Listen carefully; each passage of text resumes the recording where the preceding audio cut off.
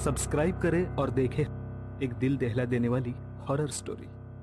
बिना घबराए bell icon press करना ना भूलें।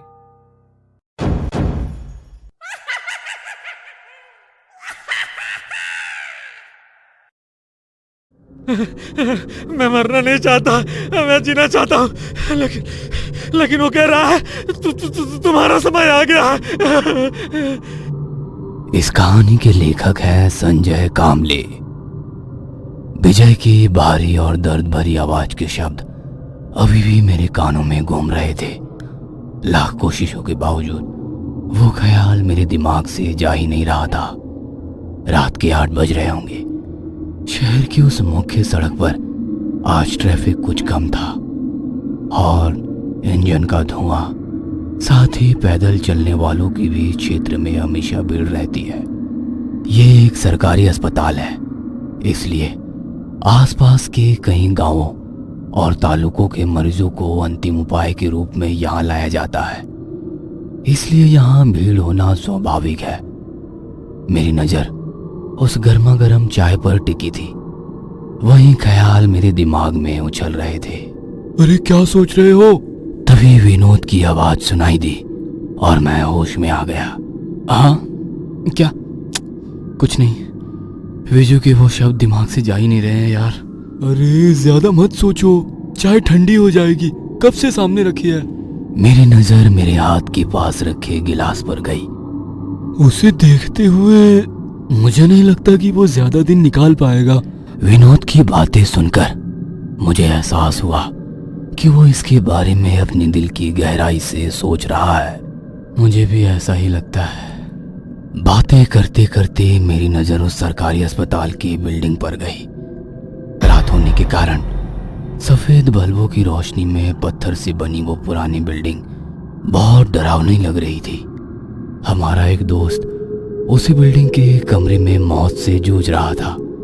कुछ देर पहले मैं उससे मिल के आया था, लेकिन उससे मुलाकात की बात अभी भी मेरी आंखों के सामने घूम रही थी। मैं मरना नहीं चाहता, मैं जीना चाहता हूँ, लेकिन वो कह रहा है तुम्हारा समय आ गया है।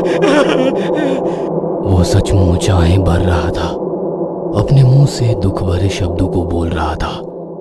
अस्पताल के बेड पर उसका मुरझाया हुआ शरीर देखकर मैं हैरान हो गया। शरीर? कैसा शरीर? खून चूसा हुआ? नहीं, सिर्फ खून चूसा हुआ नहीं, बल्कि हड्डियों का ढांचा दिखाई दे रहा था। अब वो सिर्फ एक कंकाल था जो ऊपरी त्वचा की खोखली हड्डियों से चिपका हुआ था। मैं उसकी दयनीय स्थिति नहीं देख सकता था। मैंने उसे धैर्यपूर्वक कहा, ये दिमाग का खेल है, चिंता मत करो, डॉक्टर की बताई दवा समय पर लो, सब ठीक हो जाएगा। तभी कांपते होठों से उसने कहा, इन दवाओं का कोई फायदा नहीं है, वो मुझे पक्का ले जाएगा। उसकी बेबस चेहरे की ओर देखते हुए विनोद ने पूछा, कौन? आखिर कौन लेने आया है तुझे, और वो कहाँ है? विनोद के सवाल का जवाब उसके पास तो था, पर उसे बताने की हिम्मत नहीं थी। वो बस रोए जा रहा था, चुपचाप, जैसे एक छोटा बच्चा रोता है। मैं उसकी हालत देख नहीं सका, लेकिन उसकी हालत देखकर कुछ कहने की हिम्मत नहीं हुई। मैं बस चुपचाप खड़ा उसकी दयनीय हालत देख रहा था। अपना ख्याल रखना। विजू के पिताजी किसी गहरी सोच में दीवार का सहारा लेकर हताश लाचार बैठे थे। अपने बेटे की ये हालत देखकर उन्हें सदमा लगा था। विनोद उन्हें हिम्मत देने की कोशिश कर रहा था, पर मैं सिर्फ विजू को देख रहा था। सरकारी अस्पताल के जनरल वार्ड में मरीजों को देखते हुए हम दोनों दरवाजे से बाहर आए और चाय की टपरी पर रुक गए। चाय का खाली गिलास लकड़ी पर रख दिया। लेकिन ये कैसे हुआ? पिछले हफ्ते तो सब ठीक था। अरे पैसे कब के दे दिए, चल गाड़ी पर बैठ, चलते चलते बातें करते हैं। विनोद मुझे एक एक कर सारी घटना के बारे में बताने लगा। 1 हफ्ते पहले विजू अपनी पत्नी को उसके मायके छोड़कर वापस आ रहा था। रात के 1-1:30 बज रहे होंगे। गांव की सीमा के अंदर उसकी बाइक आ गई। पूरा गांव नींद की आगोश में था। उस समय अगर वहां किसी की आवाज आती तो वो होती किसी कुत्ते की भौंकने की। उसके अलावा वहां गहरा सन्नाटा छाया हुआ था। रात के अंधेरे में हेडलाइट की पीली रोशनी में गड्ढे से बचते हुए टेढ़ी मेढ़ी सड़क पार करते हुए विजू अपनी बाइक चला रहा था। थोड़ा आगे जाकर पेशाब करने के लिए उसने अपनी बाइक रोक दी। सीटी बजाते हुए वो रास्ते के एक तरफ खड़ा हो गया। रात के सन्नाटे में उसकी सीटी की आवाज गूंज रही थी। हल्का होते ही वो अपनी बाइक तक जाने के लिए मुड़ा, लेकिन मुड़ते ही वो चौंक गया। उसकी बाइक के आगे वाली पहिए से 1 गज की दूरी पर उसे कोई लेटा हुआ दिखा। रात के गहरे में उसे सिर्फ उसकी सफेद कमीज दिखी। बहुत दारू पीने से विजू में बहुत जोश था। उसने गाली देते हुए उस आदमी के पीठ पर लात मारी, पर उस आदमी में कोई हलचल नहीं हुई। यह देखते हुए विजू को और भी गुस्सा आ गया। उसने उस आदमी के साथ गाली गलौज करते हुए उसे मारना भी शुरू कर दिया, पर वो आदमी वैसे ही लेटा रहा। रुको, तुम्हारे ऊपर से ही गाड़ी ले जाता हूँ। कहते हुए वो बाइक पर बैठा और बाइक स्टार्ट की। हेडलाइट की रोशनी तो हुई, लेकिन फिर से अंधेरा छा गया। उसके लाख कोशिश के बाद भी बाइक स्टार्ट नहीं हो रही थी। इस बीच एक बात उसके ध्यान में आई। इतनी देर से गाड़ी के आगे लेटा हुआ वो आदमी हेडलाइट की रोशनी में भी नजर नहीं आ रहा था। साला कहाँ गायब हो गया? लगता है साला भाग गया। और उसने आजू बाजू नजर घुमाई, तभी पीछे से एक आवाज आई। मैं खाली हाथ नहीं जाने वाला, मैं तुम्हें लेकर जा रहा हूँ। जैसे ही उसके कानों ने ये शब्द सुना, विजय की शराब एक झटके में उतर गई और अगले ही पल किसी ने उसे गाड़ी से नीचे खींच लिया और बगल के नाले में पटक दिया। अचानक हुए इस हमले से वो डर गया था। उसने भयभीत निगाहों से चारों ओर देखा। उसने महसूस किया कि वह इतनी रात में कहाँ था। उसके रोंगटे खड़े हो गए, पूरा शरीर कपकपा रहा था। वह इससे उभर भी नहीं पाया था कि तभी पीछे से पेड़ पर पत्तों की सरसराहट सुनाई दी, मानो कोई पेड़ की शाखा पर बैठा हो और लहरा रहा। रात के उस खामोश सन्नाटे में पत्तों की आवाज साफ साफ सुनाई दे रही थी। वह जैसे तैसे नाले से चलते चलते अपनी बाइक के पास आया। बाइक में किक मारना शुरू किया, तभी सूखे पत्तों की आवाज आने लगी, मानो जैसे कोई सूखे पत्तों को कुचलते हुए आगे बढ़ रहा है। अब उसमें पीछे मुड़ने की हिम्मत नहीं थी, क्योंकि उसे पता चल चुका था कि गाड़ी के आगे लेटा हुआ कौन था और ये सब क्यों हो रहा है। जैसे ही पीछे से आने वाली आवाज तेज हुई, वह फिर से बाइक स्टार्ट करने की कोशिश करने लगा। लगातार 5-6 किक के बाद भी बाइक स्टार्ट नहीं हुई। उसका पूरा शरीर पसीने से भीग चुका था। आंखें डर से भरी हुई थी, पर चिल्लाने का कोई मतलब नहीं था। तभी अचानक से सन्नाटे को चीरती हुई एक आवाज वहां छा गई। रात के अंधेरे में कीड़े की आवाज दिमाग सुन्न कर रही थी। उसका दिल जोर जोर से धड़क रहा था, मानो शरीर की सारी ताकत खत्म हो गई हो। बाइक अब स्टार्ट नहीं होगी, ये बात समझते ही उसने अपनी बाइक वहीं पटक दी और लड़खड़ाते हुए अपनी घर की दिशा में वो भागने लगा। कांपते हुए दरवाजे का ताला खोला और घर के अंदर गया। दरवाजा बंद करने के लिए वो पीछे मुड़ा, लेकिन सामने उसने जो देखा, उसे देखकर उसका कलेजा मुंह में आ गया। 1 गज की दूरी पर उसे एक आकृति दिखी और वही शब्द उसके कानों में पड़े, आज नहीं, लेकिन मैं तुम्हें लेकर ही जाऊंगा, क्योंकि तुम्हारा समय आ गया है। ये शब्द सुनते ही उसे चक्कर आ गया और वो वहीं जमीन पर गिर पड़ा। विनोद की ये बातें सुनकर मेरा दिमाग सुन्ना हो गया। रात के 8:30 बज रहे होंगे। हम दोनों बाइक से मेरे घर आए। मैंने चुपचाप बाइक से उतरते हुए विनोद की तरफ देखा। तभी उसने अपनी दबी आवाज में कहा, ऐसा सब मेंटर है, इसलिए कहता हूँ हमारे अंदर कितना भी बड़ा कीड़ा हो, पर पंगा किस चीज से लेना है उसकी समझ होनी चाहिए। उसकी बातों को सुन मेरा शरीर कांपने लगा। अपने डर को छुपाते हुए मैंने कहा, उफ, लेकिन ये उसकी मानसिक बीमारी भी हो सकती है। मेरा मतलब है अगर एक आदमी के दिमाग में बैठा हो कि वो कभी इस बीमारी से ठीक नहीं होगा तो वो यही बात करेगा ना। मेरी यह बात सुनते ही विनोद को थोड़ा गुस्सा आ गया। अरे नहीं, देखो मैंने तो बस एक मानसिकता कह दी, यानी जीने की इच्छा चली गई तो वो व्यक्ति वही कहेगा ना कि मेरी मृत्यु निकट है। उसकी शादी को अभी 6 महीने भी नहीं हुए, अभी तो उसके जीने की इच्छा बहुत ज्यादा होगी। विनोद ने फिर से गुस्से में कहा और मैं उसे समझाने लगा। तो तुम अभी भी यही सोचते हो कि विजय जिसकी बात कर रहा है वो यम है? बेशक भाई, मैंने तुम्हें बताया है कि क्या हुआ। तुम्हें तय करना है कि तुम उस पर विश्वास करना चाहते हो या नहीं, जबकि सबको ये पता है कि वहां पर रक्त पिशाच का वास है। किसी ने देखा तो नहीं पर सुना जरूर है। ये कहकर उसने अपनी बाइक स्टार्ट की और टर्न लिया। तभी मैंने मजाक में कहा, हमारा तो ठीक है रे, लेकिन तुम्हें उसी रास्ते से घर जाना है तो थोड़ा संभल कर जाना। कोई औरत लिफ्ट मांगे तो उसे घर तक पहुंचाने मत लगना, नहीं तो कहीं ऐसा ना हो कि वह औरत तुझे बीजू के बाजू वाले बेड पर पहुंचा दे। तो उसने दबी आवाज में कहा, भाई अपनी आलिया भट्ट तो क्या, सनी लियोन भी अगर लिफ्ट मांगती है ना तो भी मैं गाड़ी नहीं रोकूंगा। इतना कहने के बाद वो घोड़े की चाल से निकल गया। मैं उन घटनाओं में तल्लीन था। मेरा मतलब है क्या वास्तव में ऐसा हो सकता है? तो क्या वाकई ये सब सच बातें हैं? आज मेरा किसी बात पर ध्यान नहीं था। फ्रेश होकर खाना खाने बैठ गया। रविवार था तो खाने में मटन था। आज मैं उस भरी हुई थाली को बस घोरे जा रहा था। विनोद ने कुछ समय पहले जो घटनाएं बताई थी वो मेरी आंखों के सामने घूमने लगी। मेरा मतलब है कुछ समय पहले भले ही मैं उसे बता रहा था कि ये चीजें सच नहीं होती, सब दिमाग का खेल है, पर अब मुझे उन सब से डर लग रहा था। उस स्थिति से बाहर निकलने के लिए टीवी चालू किया, लेकिन एक हॉरर फिल्म चल रही थी। मैंने चैनल बदल के न्यूज चैनल लगाया तो वहां भी वीरान हवेली में कैमरामैन भूतों को खोज रहा था। टीवी बंद करके मैंने मोबाइल चालू किया तो यूट्यूब पे स्टोरी टेलर का हॉरर स्टोरी का नोटिफिकेशन आया था। डर के मारे उसे अनदेखा किया तो स्केरी पंपकिन की हॉरर वीडियो स्टार्ट हो गई। परेशान होकर मैंने मोबाइल बंद करके बाजू में रख दिया।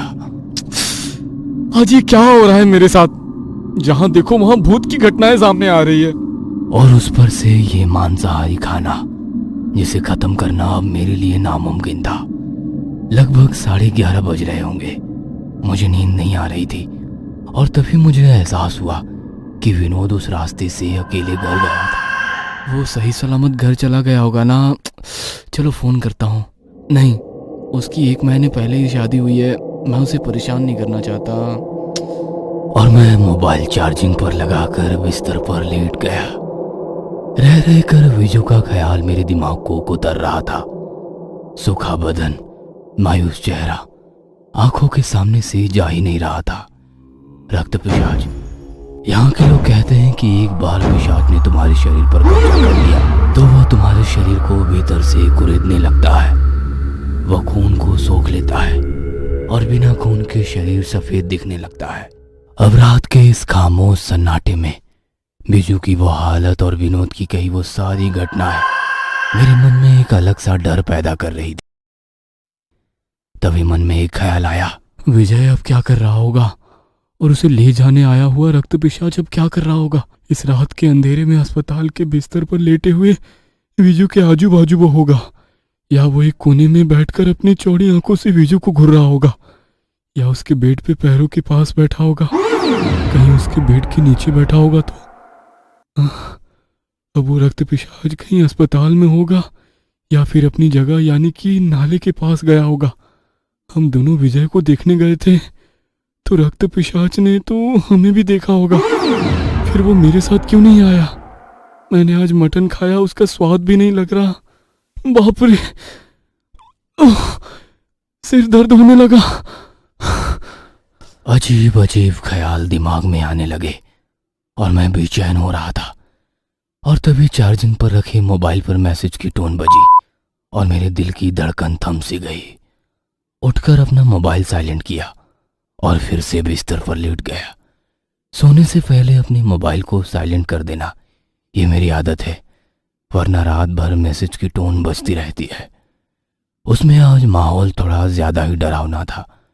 बिस्तर पर लेटे लेटे मैं बस करवटें बदल रहा था और विजू के बारे में सोच रहा था। वैसे विजू और मेरा ज्यादा घनिष्ठ संबंध नहीं था। उसका घर गांव के एक छोर और मेरा घर दूसरे छोर पर था। लेकिन विनोद एक राजनीतिक शख्सियत है और उसकी वजह से ही कई लोगों से जान पहचान हुई थी। गर्मी के दिन होने के कारण कमरा इतना गर्म था कि पलंग के बगल ही खिड़की खुली रखी थी। उसी खुली खिड़की से ठंडी हवा आ रही थी। मेरी आंखें खुली खिड़की के बाहर काले आसमान पर टिकी थी। ऐसा लग रहा था कि अंधेरे ने आसमान को निगल लिया है।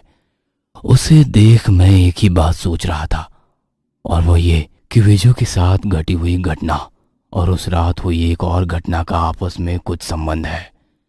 क्योंकि उसी रात एक घटना घटी थी जब विजू के साथ वो भयानक घटना घटी, लेकिन विनोद को उस घटना के बारे में कुछ भी नहीं पता था। उस रात कुछ जवान लड़के सकपाल के कुएं पर इकट्ठा हुए। दिम्प्या यानी कि दीपक ने जमीन पर रखे लाल मोटे थैले से उल्टे पंख वाला लाल काला और एक लाल रंग की 2 मुर्गे निकाले। गन्या यानी कि गणेश खाना बनाने में माहिर, वह पसीने से लथपथ छोटी लकड़ियां कागज जमा कर रहा था। फिर उसने वहां से 6 पत्थर लिए और चूल्हा जलाया। माजिया यानी कि मंजूनाथ ने कुएं की ओर मुंह किया और कुछ पटपटाते हुए हाथ जोड़े। बाकी लोग अपना अपना काम कर रहे थे। कुछ देर बाद मांजिया ने थैली में हाथ डाला और कपड़े में लपेटी हुई एक चीज बाहर निकाली। उसने एक हाथ से मैला कपड़ा हटाया। कपड़ा हटाते ही स्टेनलेस स्टील का चाकू उसके हाथ में अंधेरे में भी चमक रहा था। थोड़ी देर के लिए पंखों की फड़फड़ाहट कानों पर पड़ी और सब कुछ शांत हो गया। चावल पक गए थे और गणिया ने काटा हुआ मांस बर्तन में डाला। थोड़ी देर में वो भी अच्छी तरह से पक गया था। खाने से पहले प्रसाद को निकालकर कुएं के पास एक स्थान पर रख दिया गया। सभी भोजन पर टूट पड़े। बचा हुआ खाना उसी कुएं के पानी में मछलियों को डाला। रात 11:30 बजे सभी घर लौट आए और उसी रात विजू का एक रक्त पिशाच ने पीछा किया। अब मैं कुछ बातें समझने लगा था। उस रात शरीर का जन्ना करने के लिए वो सभी जवान लड़के कुएं पर जमा हुए थे। शरीर का जन्ना रक्त पिशाच से प्रभावित व्यक्ति को कुछ समय के लिए उस परेशानी से मुक्त करने के लिए होता है। ये कुछ वैसा ही होता है जैसे हम किसी की नजर उतारते हैं, बिल्कुल वैसा ही। इस क्रिया में जिस स्थान पर रक्त पिशाच का दबदबा होता है उस स्थान पर बलि देकर वही मांस पकाकर कुछ गिने चुने शरीर के अंग नवेद के रूप में एक जगह पर रखे जाते हैं और फिर बचा हुआ मांस उसी जगह पर खाना पड़ता है। जो कुछ भी बचता है उसे वहीं छोड़ देते हैं। एक भी दाना घर नहीं ले जाना होता है, यही नियम है। नींद खुली तो सूरज काफी ऊपर आ चुका था। नींद भी पूरी हो चुकी थी, पर फिर एक बार कल रात के उन ख्यालों ने मेरे दिमाग में हलचल शुरू कर दी। पर मुझे उसके बारे में पूरी तरह जानना था। मैं तैयार होकर बाइक की चाबी और चार्जिंग पर रखा मोबाइल लेकर निकल पड़ा। मेरे मन में उत्साह के साथ साथ डर भी था। सरकारी अस्पताल के सामने गाड़ी रोक दी। मुझे वहां वही उदासी और डर महसूस होने लगा। तेज कदमों से चलते हुए विजू के बेड के पास पहुंच गया। मुझे देखते ही उसके चेहरे पर संतोष दिखा। शायद अस्पताल के बेड पर दिन रात पड़े पड़े अचानक किसी अपने को देखने का आनंद ही अलग होता है। कैसे हो अब? उसकी आंखों में आंसू आ गए। आज वो कल से ज्यादा कमजोर लग रहा था। क्या हुआ था उस रात? जैसे ही मैंने उत्सुकता से पूछा, उसने एक भावहीन चेहरे के साथ बगल की खिड़की से बाहर देखा। वो कुछ सेकंड के लिए चुप वैसे ही बैठा रहा और फिर मेरी तरफ देखा और कुछ ऐसा कहा जो मुझे पहले से ही विनोद से पता चल गया था। उसने आगे कहा, उस रात में जैसे तैसे घर आया। अगले दिन जब उठा तो घर का दरवाजा खुला था। घर के अंदर मैं फर्श पर पड़ा वहीं सो रहा था। लेकिन जब मैं उठा मुझे कमजोरी महसूस होने लगी। मैं ठीक से खड़ा भी नहीं हो पा रहा था। मैंने सोचा जो हुआ एक बुरा सपना होगा, पर जब मैं बाहर जाकर देखा कि दरवाजे के बाहर मेरी बाइक नहीं है तो महसूस किया कि वो सपना नहीं था। जब मैं अपनी बाइक लेने के लिए उस जगह पर गया तो मुझे एहसास हुआ कि मैंने गलती से रक्त पिशाच के लिए सड़क पर रखे प्रसाद पर पेशाब कर दिया था। अब वह मुझे लेकर ही जाएगा और जिसकी बाधा उतार कर वो उतारा रखा था उसे भी साथ ले जाएगा। उसकी बातों को सुनकर मेरे शरीर के रोंगटे खड़े हो गए, क्योंकि उस रात मेरे ही शरीर का उतारा हुआ रखा गया था। हाँ, मेरे शरीर से मुझे बाधा थी। हाँ, मैं ही बाधित था। कुछ दिन पहले तेज धूप में मैं पगडंडी के रास्ते अपनी बाइक से घर आ रहा था। तभी मुझे सड़क से दूर कुएं के पत्थर की दीवार के पीछे एक आदमी खड़ा दिखाई दे रहा था। एक सफेद आदमी। तेज धूप में उसके शरीर पर कमीज और सफेद पतलून दिखाई दे रही थी। मुझे समझ नहीं आया कि वो कौन था, क्योंकि उसका चेहरा दूसरी तरफ था। लेकिन जैसे ही वो कुएं की दीवार पर खड़ा हुआ, मैं चिल्लाया, अरे चाचा जी, नीचे उतरो, अरे गिर जाओगे। लेकिन कुछ ही मिनटों में उसका संतुलन खो गया और वो कुएं में गिर गया। मैं बाइक वहीं छोड़कर दौड़ते हुए कुएं की ओर भागा। मैं उसे बचाने के लिए कुएं में कूदता कि तभी मेरी नजर कुएं के पानी पर गई। कुएं का पानी शांत था। पर ये कैसे मुमकिन है? छोटा पत्थर भी पानी में डालते हैं तो कुछ मिनट तक तो बुलबुले रहते हैं, पर अभी तो एक आदमी पानी में गिरा है, तो फिर इतना शांत कैसे? दूसरे ही पल मुझे एहसास हुआ कि मेरे बगल में कोई खड़ा है। 1 गज की दूरी पर मेरी धड़कन थम सी गई। मैंने बगल में देखा तो कोई नहीं था। फिर वही एहसास जैसे कोई मेरे पीछे खड़ा हो। चिलचिलाती गर्मी में मेरे रोंगटे खड़े हो गए। जल्दी जल्दी मैं नीचे उतरा, बाइक खड़ी की। तभी एक आवाज मेरे कानों में आई। आवाज खिलखिलाहट की आवाज, जैसे कोई कुएं में तैरने का आनंद ले रहा हो। एक बार फिर मेरी नजर कुएं की ओर गई और कुएं पर वही आदमी पीट करके खड़ा दिखा। मैं आंखें फाड़ फाड़ के उसे देख रहा था। हल्की सी गर्दन टेढ़ी करके उसने मुझे देखा और मैं वहीं बेहोश हो गया। उस दिन के बाद मेरी तबीयत बिगड़ने लगी। मेरे हाथ पांव भारी हो गए। मुझे लगा जैसे कोई बोझ ढो रहा हूं। अचानक मैं रात को चीखने चिल्लाने लगा। बाबा ने गांव जाकर पूछताछ की। दिव्या, गणिया, मंजा मेरे चचेरे भाई है। मैंने उन्हें गांव से बुलाया ताकि पड़ोसियों को पता ना चले। सब कुछ सही रूप से चला, लेकिन विजू से गलती हो गई। मुझे हुई बाधा विजू को हो गई थी।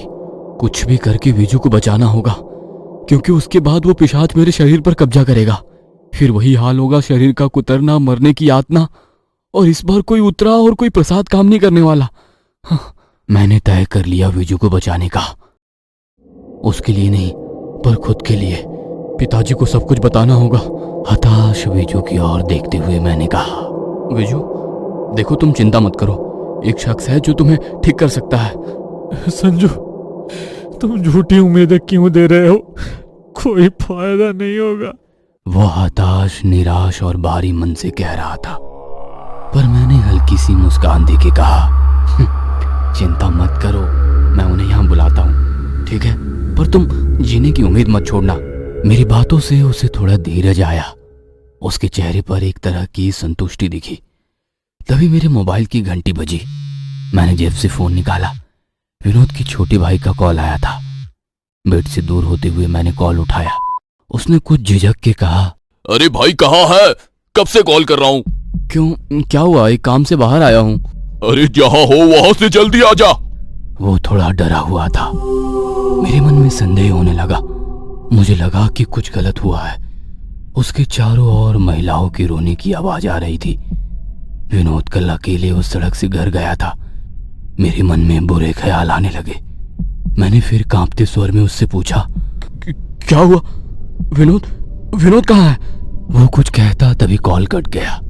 जल्दी जल्दी मैंने उसी नंबर पर कॉल लगाया। दिमाग सुन्न पड़ गया था। कुछ तो जरूर हुआ है। यानी कि कल मेरे दिमाग में आने वाले ख्याल सच थे। हम मिलने आए थे, तब उस पिशाच ने हमें देखा होगा और हमारा पीछा किया होगा। फिर विनोद को अकेले में उस पिशाच ने पकड़ लिया होगा। कि तभी विनोद के भाई ने फोन उठाया और मैंने कपकपाते हुए कहा, हेलो, हाँ बोल, विनोद कहाँ है? मेरी बातें सुनकर वो उसी गंभीर स्वर में कहा, शमशान में। उसकी बातें सुनकर मेरे पैरों तले जमीन खिसक गई। मेरे मुंह से एक भी शब्द बोले नहीं जा रहे थे। यानी कि जिस बात का डर था वही हो गया। अरे क्यों, क्या हुआ, ऐसा क्यों बोल रहे हो? अरे सारे मेहमान आ गए, 5 मिनट में विजय की लाश को ले जाने वाले हैं। विनोद और बाकी लड़के लकड़ी और लाठी लेकर शमशान पहुंच गए हैं। तुम भी सीधे शमशान आ जाओ। उसकी बातें सुनते ही मेरी आंखें सफेद हो गई। हाथ से फोन जमीन पर गिर पड़ा। मैंने पूरी बेबसी से सामने की तरफ देखा। उस जनरल वार्ड में मरीजों के परिजन मुझे शक भरी निगाहों से घूर रहे थे। मुझे चक्कर आ गया और मैं वहीं जमीन पर गिर पड़ा और मेरी नजर विजू के बेड पर गई।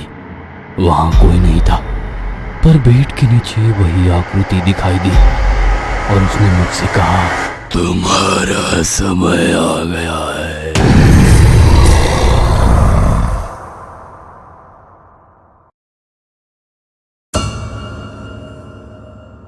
ये कहानी आपको अच्छी लगी हो तो हमें सब्सक्राइब करें, हमारा इंस्टाग्राम और फेसबुक पेज जरूर फॉलो करें। अगर आपके पास ऐसी ही कोई कहानी हो तो हमें कमेंट बॉक्स में भेजें। हम कोशिश करेंगे कि अगली एनिमेटेड स्टोरी आपकी होगी।